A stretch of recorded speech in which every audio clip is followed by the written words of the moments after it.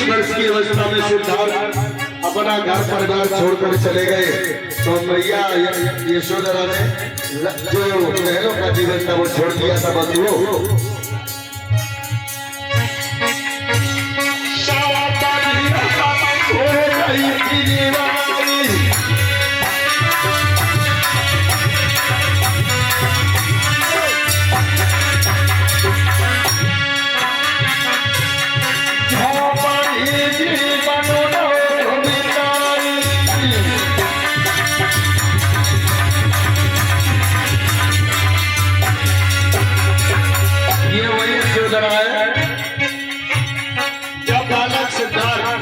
यानी 29 वर्ष के होने के बाद जब ज्ञान प्राप्त करने के लिए चले गए तो अपना एक बालक था उसको लेकर के मैया ने और अपना राजमहल का जीवन छोड़ दिया था बंधुओं। और ये कहा था जब तक मेरे पति नहीं आ जाएंगे तब तक मैं इन महलों में नहीं रहूंगी।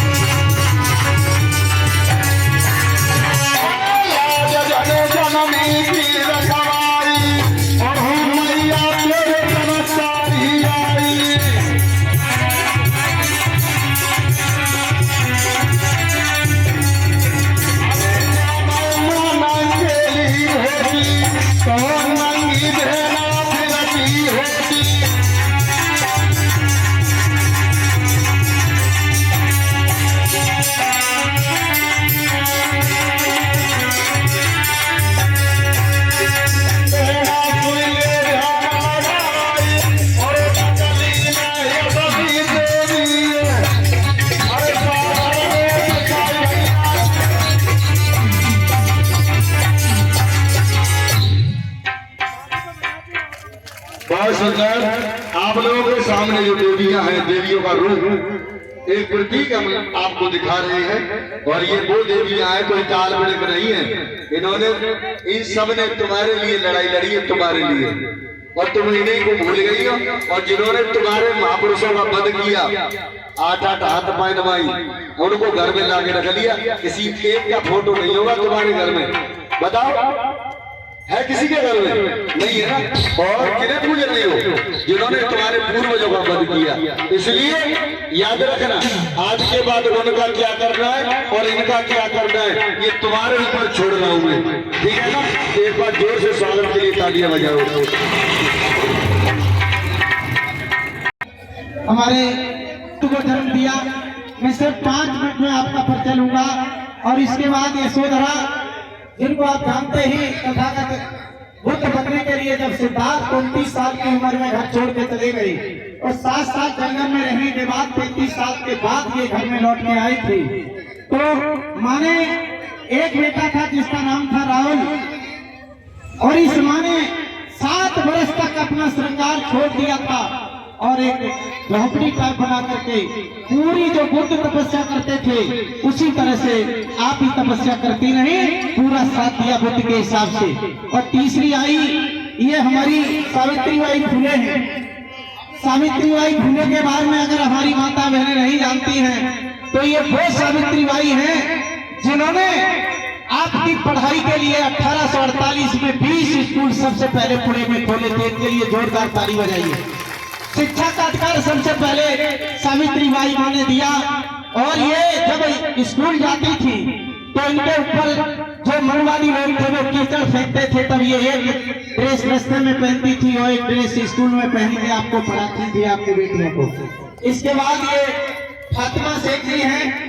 फातिमा शेख वो शख्सियत है, अगर फातिमा शेख जी ना होती तो शायद आपको पढ़ने के लिए आज ये शिक्षा नहीं मिली होती। सावित्री बाई फुले को और ज्योतिबा फुले को जब इनके पिताजी ने घर से निकाल दिया तो इसी तरीके से फातिमा शेख जी ने अपना घर दिया, अपनी जगह दी और स्कूल खुलवाए और राष्ट्रमाता फातिमा शेख के नाम से प्रसिद्ध। जोरदार ताली बजाइए। इसके बाद माँ भीमाबाई है।